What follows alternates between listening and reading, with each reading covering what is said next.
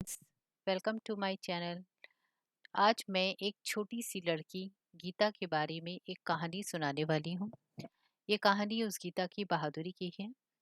गीता एक छोटे से गांव में रहती थी। बहुत प्यारा सा सुंदर सा गांव था। उसके घर में एक छोटी सी घर के पास एक छोटी सी नदी थी। उसे घर में उसकी एक छोटी बहन और उसके पिताजी उसके साथ रहते थे। गीता एक दिन अपनी बहन राधा को ढूंढ रही थी। वो उसे मिली नहीं, अंधेरा होने जा रहा था। उसने आसपास के लोगों से पूछा कि राधा कहाँ है। कुछ लोगों ने बताया कि राधा गाय को चराने के लिए जंगल की तरफ गई है। गीता परेशान हो गई कि यह तो रात होने लगी है, अब क्या करे वो।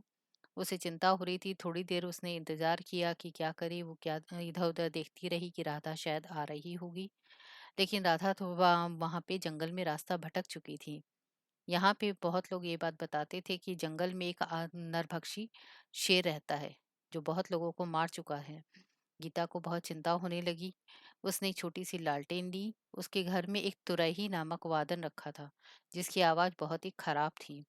वो आम वादन अब खराब हो चुका था, उसका कोई इस्तेमाल नहीं करता था। गीता को चिंता हुई। उसने एक उपाय सोचा।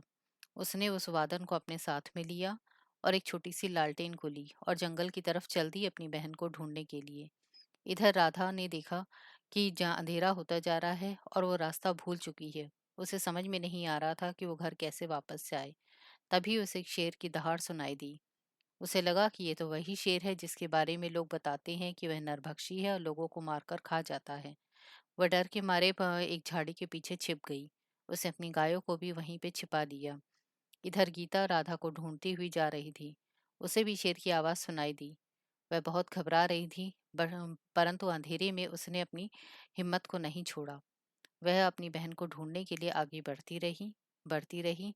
आगे उसने देखा थोड़ी दूरी पर राधा छिपी हुई है और शेर वहीं पे टहल रहा है। गीता को बहुत डर लगा, लेकिन उसने सोचा कि क्यों ना मैं अपने दिमाग का इस्तेमाल करूं, अपनी हिम्मत को इस समय दिखाऊं। उसने तुरही को उठाया और खूब जोर से बजाने लगी। तुरही की कर्कश आवाज को सुनकर शेर डर गया और आसपास के गांव वाले भी समझ गए कि जंगल में जरूर कोई खतरा है। वे सब आग को लेके मशाल लेके गांव जंगल की तरफ दौड़े।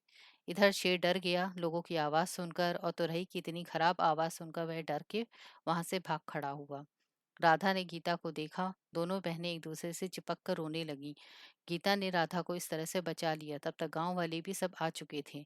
उन्होंने उस शेर को भगा दिया था। गांव वालों ने गीता की तो उसकी बहादुरी की बहुत तारीफ करी। इसलिए इस कहानी से यह शिक्षा मिलती है कि हमें कभी भी मुसीबत आने पे घबराना नहीं चाहिए। उस छोटी सी लड़की ने अपनी इतनी सी हिम्मत से यह दिखा दिया कि वह शेर को भी भगा सकती है और कुछ भी कर सकती है।